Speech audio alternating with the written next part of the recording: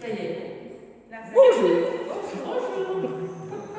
Alors aujourd'hui, dans les femmes de la Bible, cette série, je vais vous parler de Hulda. C'est elle notre invitée du jour. Je ne sais pas si vous connaissez Hulda. Oh, je vois des têtes qui se secouent négativement, ben, c'est bien. Alors Hulda, donc on la connaît peu effectivement, parce qu'elle n'est que brièvement citée dans le deuxième livre des rois et le livre des chroniques. Elle a vécu 500 ans après Déborah, on a déjà parlé de Déborah précédemment, vers la fin du 7e siècle. Donc elle est contemporaine de Jérémie, on en dira un mot tout à l'heure, et elle vivait donc dans le deuxième quartier de Jérusalem. Et tout au long du 7e siècle, avant Jésus-Christ évidemment, le royaume de Juda était gouverné par des rois idolâtres. En 640, un jeune enfant, qui s'appelait Josias, accède au trône. Il va tout révolutionner. Dès son adolescence, il commence à rechercher le Dieu de David. Il procède alors à la destruction systématique des lieux de culte et des idoles. Il décide ensuite de restaurer le temple de Jérusalem, qui est laissé à l'abandon. Pour ça, il dit à son secrétaire, va trouver le grand prêtre et demande-lui de compter tout l'argent qui a été apporté dans le temple et que les portiers ont recueilli. Qu'on remette cet argent aux entrepreneurs qui ont la responsabilité des travaux et qui paient les charpentiers, les maçons et qui effectuent les réparations. Ils achèteront aussi le bois et la pierre de taille pour consolider l'édifice. Il paraît que les gens étaient tellement honnêtes qu'on ne leur a même pas demandé aucun justificatif pour les dépenses. Donc, à cette occasion, le grand prêtre annonce aux scribes « J'ai trouvé le livre de la loi dans le temple de l'Éternel » et il lui remet le livre.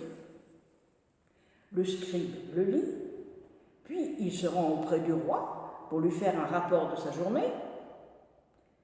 Des serviteurs ont versé l'argent qui se trouvait dans le temple aux entrepreneurs responsables des travaux.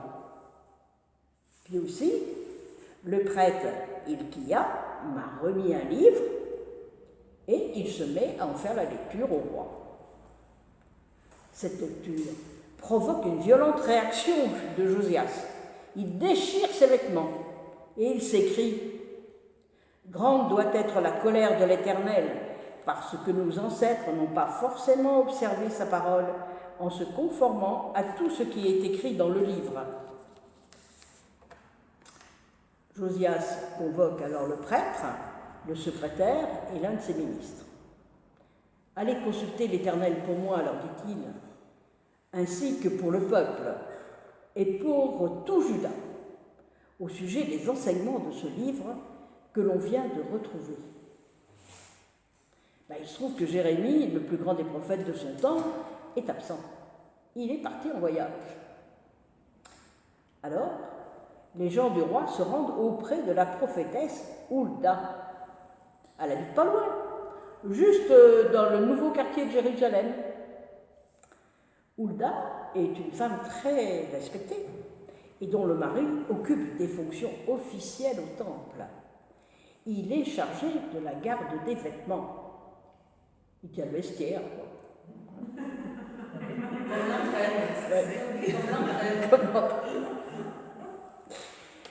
Hulda prend le rouleau de papyrus dans ses mains. Bon, c'était peut-être du parchemin. Ça, on ne sait pas trop. Hein. Enfin, moi, je ne sais pas trop. Donc, elle prend donc ce rouleau, elle le presse contre sa poitrine, comme si elle le berçait. Déposée de longues années avant, puis oubliée à l'époque des rois, cette relique inestimable avait été rédigée, puis oubliée à l'époque des rois idolâtres au fond d'une grotte. Le scribe est tombé par hasard sur celui des remontrances du 5e livre de Moïse, où le peuple juif était averti du sévère châtiment qui lui serait infligée s'il s'écartait des voies de Dieu. Les hommes se tiennent devant Hulda. Elle tient le rouleau par ses poignées de bois. Elle le déroule soigneusement et commence à lire. Il est écrit de la main de Moïse. Bien que sa voix soit ferme, la gorge d'Hulda est douloureuse à cause de l'effort à prononcer de telles paroles à haute voix, des avertissements que lui engendre le passé dans son esprit, vision après vision. Elle voit les rois Achaz et Manassé sacrifier leurs fils aux divinités païennes. Elle voit la fumée des victimes s'élever alors que les devins, les sorciers étaient honorés. Elle voit les enfants d'Israël marcher dans les chaînes de la terre du lait et du miel. Son visage rougit, alors qu'une sensation de brûlure traverse son corps et des mots brûlants s'échappent de ses lèvres.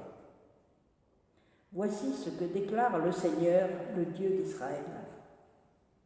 Je frapperai d'un malheur Jérusalem et ses habitants.